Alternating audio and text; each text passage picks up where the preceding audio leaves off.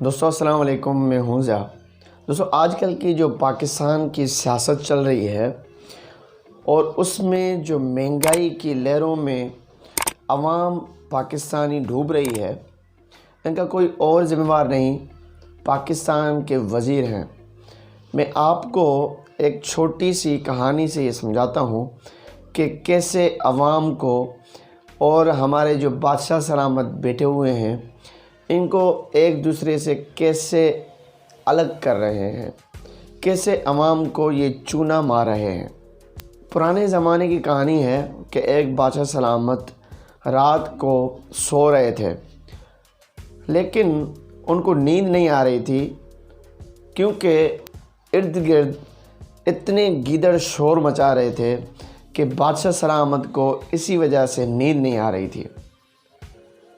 تو جیسے صبح ہوئی، بادشاہ سلامت نے اپنے وزیروں کو بلایا اور وزیروں سے پوچھا کہ یہ جو گیدڑ ہیں یہ اتنا شور کیوں مچا رہے تھے؟ پہلے تو نہیں مچاتے تھے، اب کیا ہوا ہے ان کو؟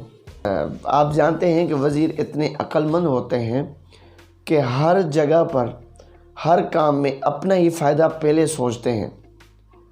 تو بادشاہ سلامت کو سوچتے ہوئے وزیروں نے کہا کہ بادشاہ سلامت، یہ جو گیدڑ ہیں یہ شور اس لیے مچا رہے ہیں، یہ آپ سے فریاد کر رہے ہیں کہ ہم بھوکے سو رہے ہیں۔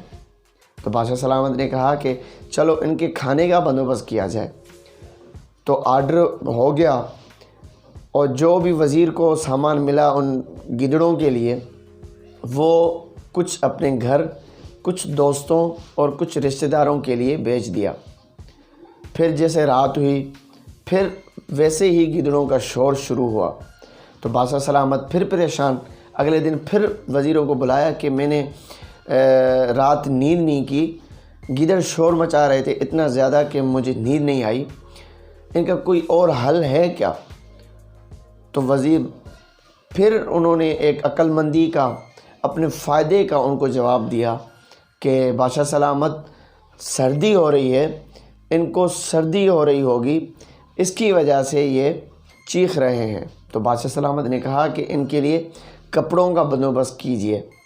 تو جو بھی کپڑے بادشاہ سلامت نے آرڈر کیے وہ ان وزیر کو ملا، تو وہ وزیر صاحب نے اٹھا کر کچھ اپنے گھر، کچھ رشتہ دار، کچھ دوستوں میں بانٹ دیا۔ پھر جیسے رات ہوئی تو بادشاہ سلامت کو پھر نیند نہیں آئی، اسی ٹائم ہی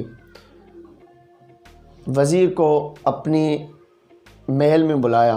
بادشاہ سلامت بہت غصے میں آ گیا اور وزیر سے بولا کہ تو نے کیا ان کے لیے کھانے کا بندوبست نہیں کیا؟ کیا تو نے ان کے لیے کپڑوں کا بندوبست نہیں کیا؟ تو وہ تو جھوٹا تھا۔